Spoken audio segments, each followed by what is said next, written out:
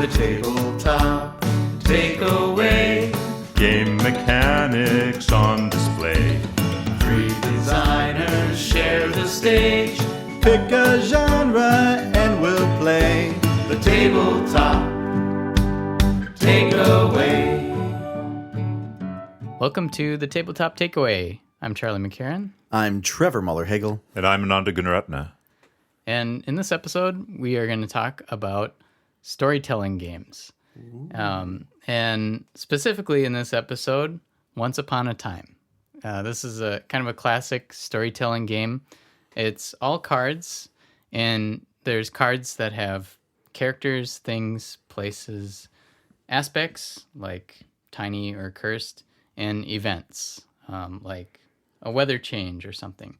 And you have a hand of cards that you're going to use to tell your story. And it's a kind of a collaborative storytelling thing, but you are also competing to be the person who gets to your ending. And each player has a random ending card dealt to them. So, for example, that might be something that I'm just looking at a card here. Even though the ship was lost, he had made his fortune. That sounds familiar. Which sounds familiar because that's the one Ananda had, and he won the game. But I think what's interesting about this game is it's not necessarily about winning or losing as much as other games. It's kind of about having a fun story. And so how the game works, someone will start telling the story, and they'll lay down one of their cards, like bug, for example, and then somehow the story has to involve this bug, and you're trying to get in a logical story that lets you use different cards from your hand. So you can't just like quickly play cards that don't make that much sense together. Like the bug caused weather change, which made holy things happen. Yeah, that would be a terrible way to play the game.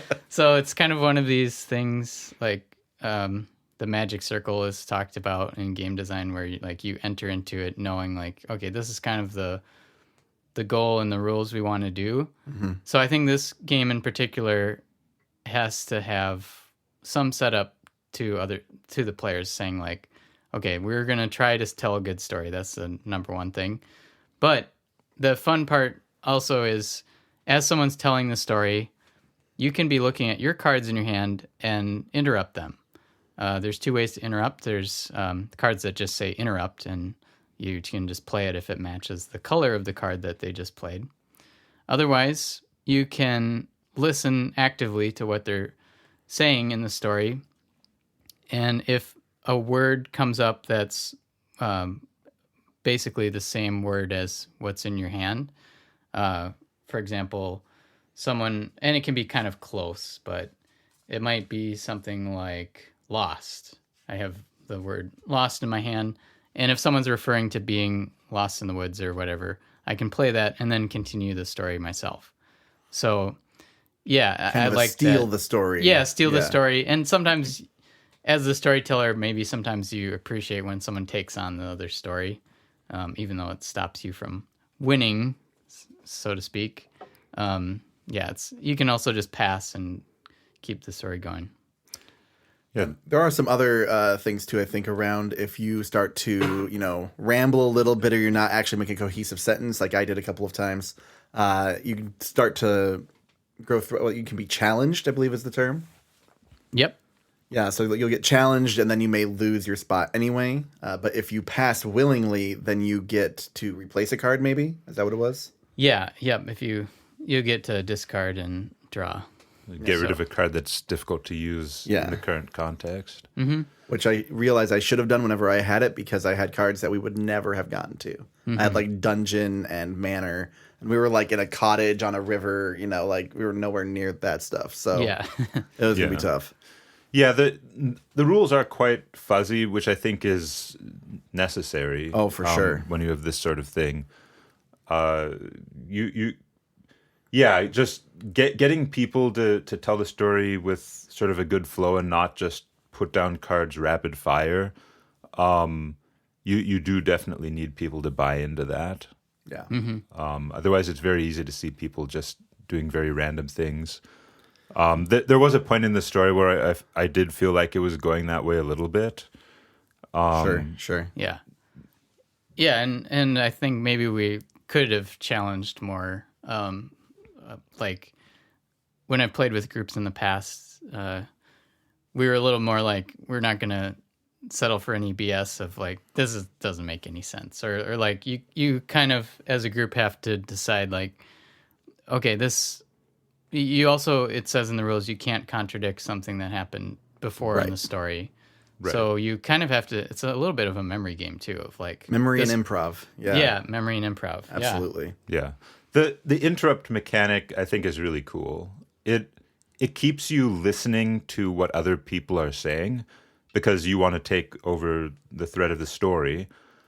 And it also just the idea of matching things makes me think of other games where, like, what's an example? Like, it makes me think of things like there's that one house rule some people have in Scrabble where if you have a letter matching a blank tile on the board, you can swap it out. I don't know why. For some reason, this just makes me think of that. Sure. Yeah, more like a secondary mechanic that these things can use, and that you can kind of switch up how the game is being played at that moment Yeah. a little bit. Yeah, and I really like that it gives you something to think about on your turn. Yeah, yep. So, yeah. It's definitely the kind of game that you want to play with people who are interested in telling a story, not the kind of people that just want to win a game. Right. You know? Yeah. And like obviously there is a winner, and like getting to that point's really satisfying. And Ananda did a great job getting to his point because he had a great setup between his boat and his wealth of fish. Was it? What was the? Remember that? Yeah, so the story that we had, there was a mouse. Obviously, he Mouse liked, hero. Yeah, mouse Yep. hero. He liked cheese. Oh, but cheese. That's what it was. Then he got chased away from his home. No, he got tricked. Trapped. Yeah, he was tricked into going onto a boat that had some cheese on it, but the boat was a trap because the people just wanted to get rid of him, so he stopped eating their cheese. And then the boat went out. And the mouse met a mermaid, and It was actually a It was a- fish. it was a actually a carp. carp. carp, But yeah. And I liked how, okay, so you introduced the mermaid, and I wasn't really thinking about it, but my ending card had, it was a she in it. So it was, so she knew the visitor had been a monster all along. Right. So that ending card made me realize, wait, I got to make sure this mermaid Stays relevant. Is a Yeah. relevant character. So I brought her back into the story later. Yeah, it's pretty interesting because, of course, my ending card was a he. So when when you establish the protagonist as the mouse early on, that's going to create some conflict there. Yeah. So the ending cards actually, those really do drive the game a lot. Yeah. I remember back in college, I had a something a little bit like this, but without those sort of long-term goals. And I think these really do a good job of providing some shape to it. In a storytelling game, I think you need goals for where you want the story to go. And Yeah. I think this fits really well as a victory condition as opposed to something like points, right? I mean, Absolutely. if the objective of the game was just, every card you play, you get a point and have the most points by the end, that would not feel anywhere near as good as, here's your ending card. You want this to be the end of the story. So that, like we were just talking about, because yours said, what was it, she something, she knew they'd been a monster all along.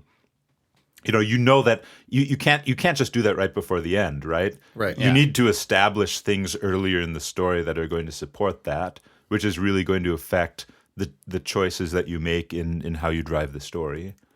Yeah. Well, upon reflection, I realized I had a king in my objective, which was going to make it really tough because we were nowhere near like a palace. I tried to get us off the river to go towards the palace, and no one would take that bait. Yeah. And which is fair. But then I realized, I could have made the pirate that approached the mermaid the pirate king Oh. and tied that in that way. Yeah. And I probably could have made that work, but I was not I'm not used to this type of experience. So this was really fun for me. Yeah. Yeah. And it's kind of speaking to this like broader thing we're going to discuss in the upcoming episodes is like storytelling games are not very common. Like there's a million RPGs. Oh, for sure. That have like a planned out story that you go on, but or intense combat mechanics, or there's a lot of things going on mechanically. Right. Yeah. But we're kind of trying to separate it out in this series on like storytelling games where we are actively making up some story world, something that's happening. So, yeah, I don't know. What do you guys? I guess maybe this is jumping the gun a little bit. How would you separate these storytelling games from like RPG? I feel like RPGs are very centered around, mechanical resolution of conflict. In that generally, you roll dice or pull Jenga blocks or do whatever to resolve a situation. Right. But in the story game, you just decide what happens. I guess it's sort of like a very light RPG without any conflict resolution system, really. Well, in a lot of RPGs, obviously with some exception, but a lot of RPGs, you are playing a character. It is more of a campaign experience where you're doing multiple sessions. It's a longer form story, where this is like a one-off tale. That's true. That's also a good point. You have a perspective in an RPG, whereas here you're just the narrator. Right. As opposed to being a character in the story. Exactly. Oh, yeah. That's a good way to separate it. But even some RPGs have that kind of setup now, where it's more of a storytelling game. So it blends that line a little bit from the RPG side going towards board game side. And it's just really fascinating how we have this like broad array, but really not a lot of like card games or board games that are narrative driven. Yeah. Trevor, I just want to circle back really quick. Something you said made me think a little bit. No. So you were talking about how you were trying to introduce the king, but no one would go for it. Right. And that made me realize that this is actually a pretty important aspect of it, which is that if you want people to accept the things that you're introducing, they really do need to flow very naturally into the story. Otherwise, other people won't continue with them. Right. Yeah. And I did not do a great job at introducing those things. I just like far off plot point potentially. Oh no, we're not going to pursue it because I didn't have the immediacy of something in the scene. Right. Yeah. Yeah. Well, and it's kind of like you have to pitch the idea to us almost. Like if you had made it more of like a visual image in our head, like this is going to be a major story direction. Like we probably would have gone along with it. Yeah. But I think since we were just new to trying it together, it probably felt like, I got to play these cards. So, but if you had expanded and like, we probably would have gone along with it if you had put a little more story. The river into had gone up through like the drawbridge, and you're like underneath this bridge, and you're actually seeing and interacting with the space. Yeah, if you had painted the picture for us. Right. Yeah. And I think I was like trying to find that place between game and storytelling experience because this is a new type for me. So I really enjoyed learning this, and all the games in the series are great examples of this too. Mm-hmm. Yeah. So what would you say is your takeaway having played Once Upon a Time? So I'm actually quite interested in the interrupt system because it's something that I'm not sure I've seen before in terms of the game structure. Specifically, you have it's sort of real time, but it's also turn-based at the same time because only one person is speaking at a time. Right. But they're doing things in real time, and then other people can interrupt when things match. And it occurs to me this could work in a lot more than just storytelling games. If you imagine, just some arbitrary board game where, I don't know, you're playing cards or you're putting tiles on the map or something, and one person is acting and other people are watching for a match, and then when you see a match, you can interrupt and take over as the active player.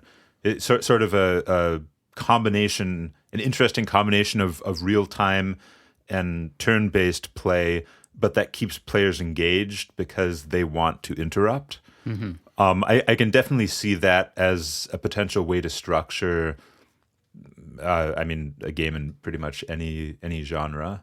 So I think my takeaway will be that as an overall game structure, and just thinking about what I could do with that. So not just storytelling games, but for Yeah, games yeah. in general. Interesting. I mean, obviously, that. it works quite well for storytelling games. Yeah. right, yeah. Well, I like that too because that rule in this game is a little bit fuzzy because it's like, well, is that really what you're referring to? And like, you can't jump in with something that's a little too far off. But I could see it working in a non-fuzzy rule game too, like you're saying. If it's just like clearly this is a match, so I can do that. Yeah. Right. I like that. Yeah, I think for me, it's actually right around those lines. Is if you have mechanisms in your storytelling experience, then they have to be light, but they also help guide the story forward. So being able to like, okay, well, you want to get rid of the cards in your hand, you have to have the story make sense with those cards. And with storytelling, if you're completely open-ended, you can do anything that's actually more restrictive than if you have a guided path that you can go down. And then you're just trying to figure out what the negative space is between the elements. Yeah. Which is I think a great way to design a storytelling game. Having the creativity come in the negative portions, not in the positive portions, so to speak. I'm sorry, I'm not sure I followed the. So we have like nouns and we have adjectives, things describing what you have in your hand, right? Those are your cards. And so like the negative space is what happens between those cards. Oh, right. Yeah. Yeah, the parts that you make up to link them together. Exactly. But those tend to be not the focus of the story. They tend to just be like, and then he sailed down the river until he came across a stone. But there's actually a big stone to him, so it was actually an island. And so like you're coming up with these like the main core points, the positive points. I don't know if this is actually a term. It sounds right to me. Yeah, no, I like that. I like that thinking Yeah. of it that way because I think the better stories will have more of that negative space. Or that's not like, yeah, the words are just there to like inspire the creativity and how do you get Exactly. from here to here. Yep. Fill in the It's very blank. cool. Yeah.